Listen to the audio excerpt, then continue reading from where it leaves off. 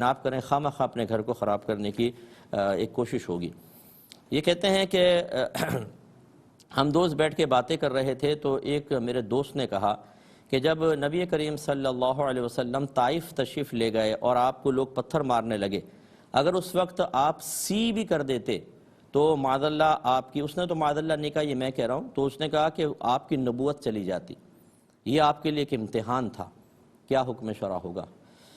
دیکھیں نبی کریم اگر آہ بھی فرما دیتے، سی بھی فرما دیتے، اس سے نبوت کے زوال کا کیا تعلق؟ یہ ہمیشہ عقیدہ یاد رکھیے کہ نبوت کا زوال کبھی نہیں ہوگا، ولایت کا زوال ہو سکتا ہے۔ زوال کا مطلب کیا ہے؟ اللہ تعالیٰ کسی کو ولایت دے اور واپس چھین لے، یہ ہو سکتا ہے، لیکن نبی کو نبوت دے تو کبھی بھی نبوت زائل نہیں ہوگی، یہ یاد رکھیے۔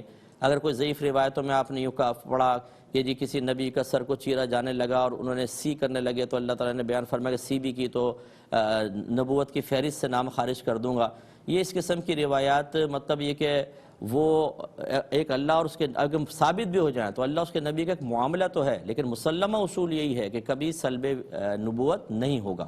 اس لیے اس شخص کا یہ حکمن کہنا، ایک بالکل شورٹی کے ساتھ کہنا کہ اگر سی ہو جاتی تو نبوت زائل ہو جاتی، اس کا مطلب ہے کہ جو کہ اسلامی بنیادی عقیدہ ہے اس کے خلاف اس کا عقیدہ ذہن میں ہے، اور بغیر کسی دلیل کے اس نے نبی کریم صلی اللہ علیہ وسلم کی طرف اس بات کو منسوب کیا، لہٰذا ہمارا مشورہ یہ ہوگا کہ اس کو فوراً تجدید ایمان اور تجدید نکاح کروائیں، بلکہ جتنے وہاں بیٹھے ہوئے تھے ان سب کو بھی کرنا چاہیے، کیونکہ غلط بات سن کر آپ سب خاموش رہ کے اس کو تائید کی احتیاطاً آپ بھی کریں۔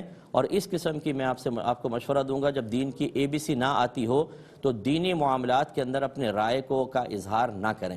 آپ دنیاوی طور پہ کر لیں، سیاست آپ کو نہیں آتی تب بھی آپ اس میں رائے کا اظہار کر سکتے ہیں، کر لیں، لیکن دینی معاملات میں اگر آپ نے پہلے دین کو نہیں سیکھا، اگر ذرا بھی غلط جملہ نکل گیا تو آپ کی جہالت، لا علمی، کم علمی، یہ بروز قیامت جہنم میں جانے کے لیے عذر نہیں بن سکتی کہ اللہ تعالیٰ مجھے تو پتہ ہی نہیں تھا۔ تو جواب غالباً یہ ہوگا کہ جب پتہ نہیں تھا تو پھر کیوں اس معاملے میں انوالو ہوئے؟ اگر تو دین کے معاملے میں سب کچھ کہنا اپنی طرف سے جائز ہوتا تو پھر قرآن کی حاجت کیا تھی؟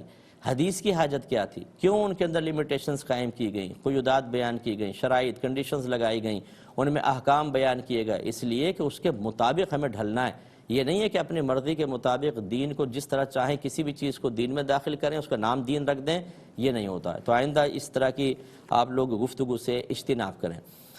ایک بھائی نے کویسچن کیا کہ چلیں پہلے کال لیتے ہیں۔ السلام علیکم۔